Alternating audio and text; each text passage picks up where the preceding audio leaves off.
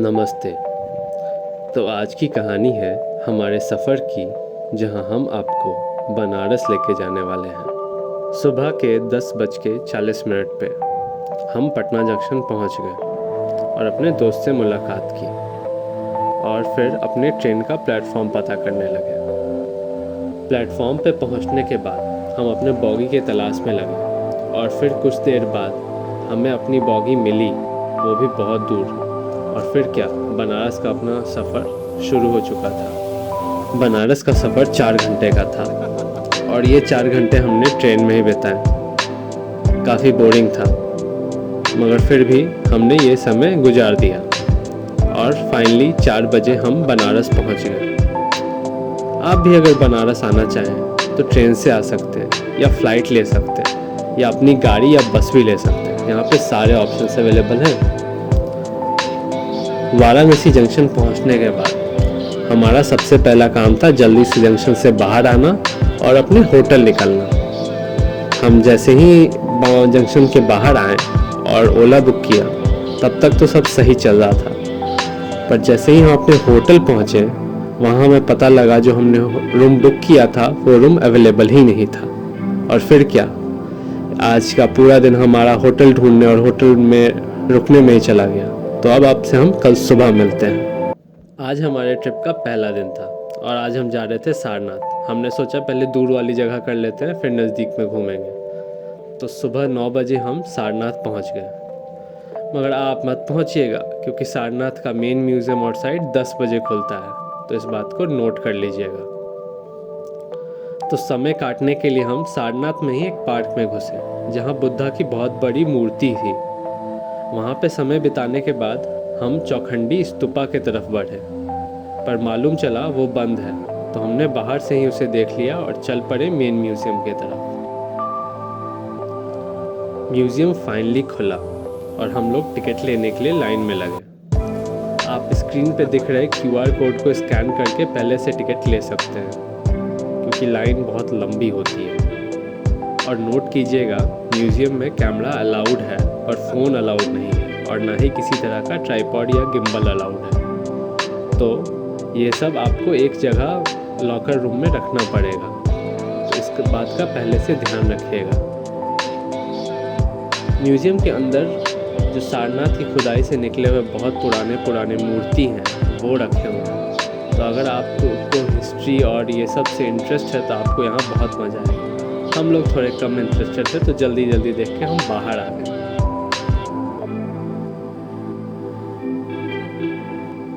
Museum देखने के बाद हम चल पड़े सारनाथ के मेन साइट के तरफ। यहाँ पे जब एंट्री ली तो पता चला यहाँ पे गिम्बल या ट्राइपॉड अलाउड नहीं है, और हमने गिम्बल दिया बैग में और आगे बढ़े सारनाथ की मेन साइट को घूमने के लिए। यहाँ पे हमने अशोका पिलर देखा और हमें बहुत पुरानी जगह की पता चली, जो हमें पता भी नहीं थी कि उस टाइम होता क्या है। तो हमने इस पर रिसर्च किया और इसके रिगार्डिंग आपको डिटेल वीडियो बाद में कभी मिलेगी।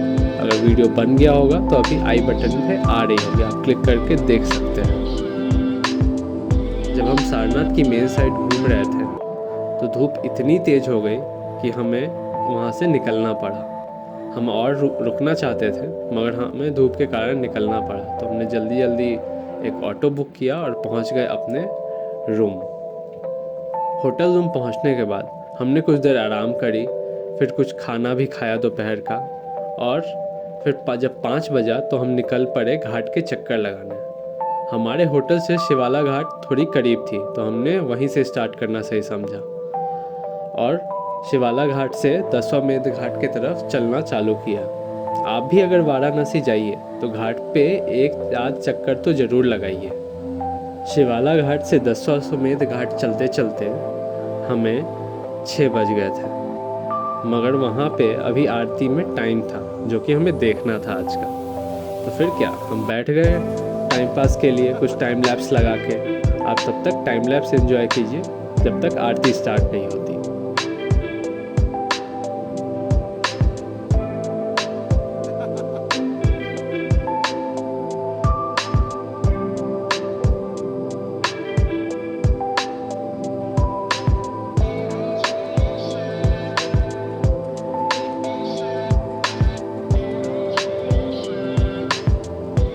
टाइम लैप्स लेते लेते समय ऐसा गुजरा कि आरती का समय भी हो आया और हमें पता भी नहीं चला। तो आरती अब शुरू होने वाली थी और भीड़ भी बढ़ने लगी थी और देखते देखते आरती शुरू भी हो गई।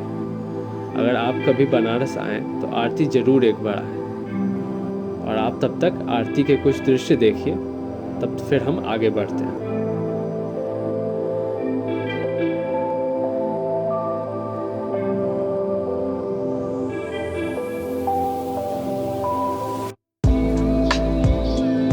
आरती ख़त्म होते होते रात के 8 बज गए थे और हम वहाँ से निकले, फिर होटल पहुँचे और खाना खा के सो गए। अब आपसे कल फिर सुबह में मुलाकात होगी। आज हमारे सफ़र का दूसरा दिन था और आज हमने सोचा था कि 12 ज्योतिर्लिंगों में से एक बाबा विश्वनाथ के दर्शन करेंगे और सुबह सुबह निकल पड़े हम मंदिर के लिए। मंदिर में कैमरा अलाउड नहीं था तो वहाँ का फुटेज कुछ नहीं मिल पाया। हाँ, पर आप जितना सुबह जाइएगा लाइन उतनी छोटी रहेगी और उतने जल्दी दर्शन होंगे। हमारा दर्शन थोड़ा जल्दी हो गया। हमने सोचा था कि दिन के 10 बज जाएंगे, मगर 8 बजे ही हमारा दर्शन पूरा हो गया। फिर हम वहाँ से निकले, ब्रेकफास्ट किया और चल पड़े शिवाला घाट की तरफ फिर दोबारा। मगर इस बार हम 80 घाट की तरफ जा रहे थे। तो आप जब तक हम 80 घाट घूमते हैं, आप भी हमारे साथ घूमिए और फिर हम आगे बढ़ते हैं।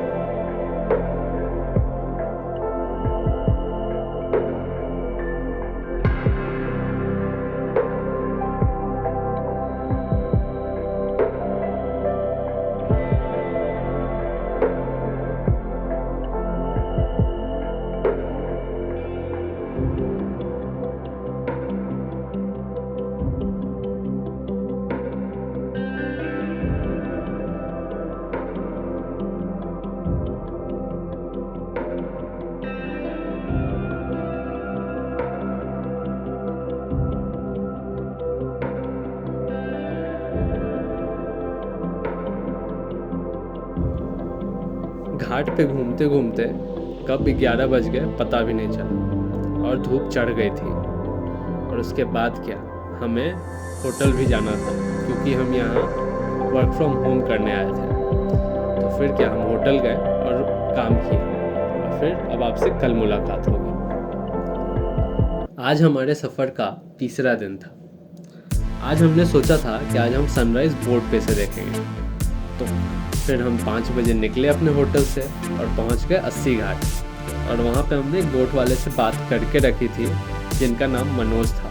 वो सुबह सुबह वहाँ पे आ गए और हम अपने बोट राइड के लिए निकल पड़े। अगर आप कभी बनारस आएँ तो आप इनसे बात कर सकते हैं। नंबर और डिटेल मैंने नीचे डिस्क्रिप्शन में डाल दूँगा। जब तक हम बोट राइड करते हैं, आप हमारे बोट राइड के कुछ अलग अलग अच्छे अच्छे फ़ोटोज़ देखिए और वीडियोज़ देखिए और इन्जॉय कीजिए। फिर हम आपसे आगे बात करते हैं।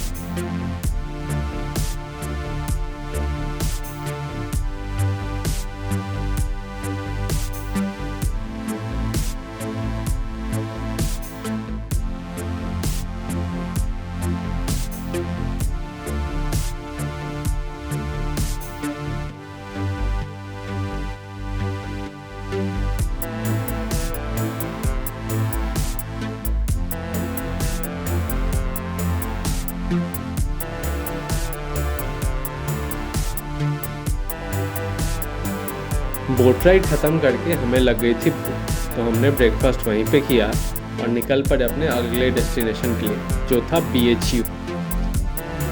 जब हम BHU के श्री विश्वनाथ मंदिर पहुँचे तो हम चौंक गए, क्योंकि हमने सोचा था कि एक छोटा सा कोई मंदिर होगा और ये मंदिर तो बहुत बड़ा था। आप भी इसकी भव्यता देखिए, फिर हम आगे बढ़ते हैं।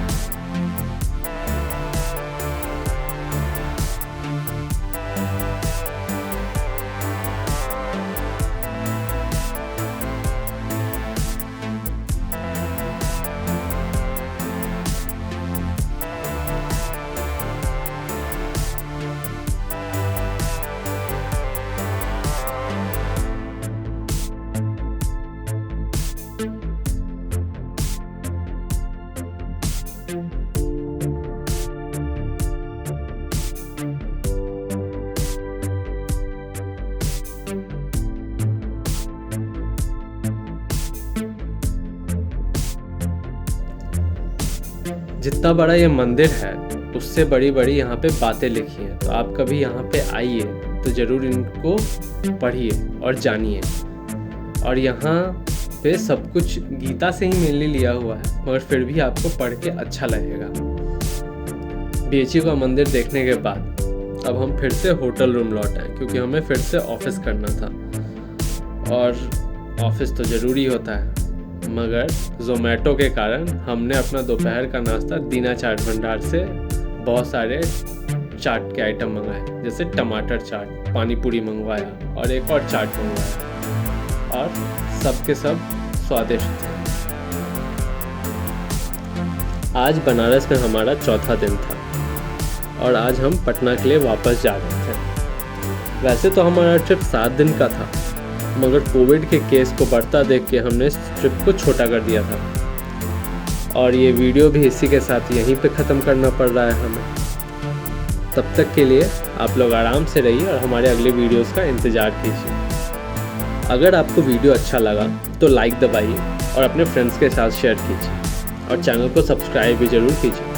और अगर नहीं अच्छा लगा तो हमें कमेंट सेक्शन में बताइए कि क्या अच्छा नहीं लगा, ताकि हम आगे की वीडियोस में उस चीज़ को अच्छा कर सकें। और अगर कोई भी वाराणसी से रिलेटेड जानकारी चाहिए तो वो भी आप कमेंट सेक्शन में पूछ सकते हैं। हम कोशिश करेंगे कि आपको बता सकें।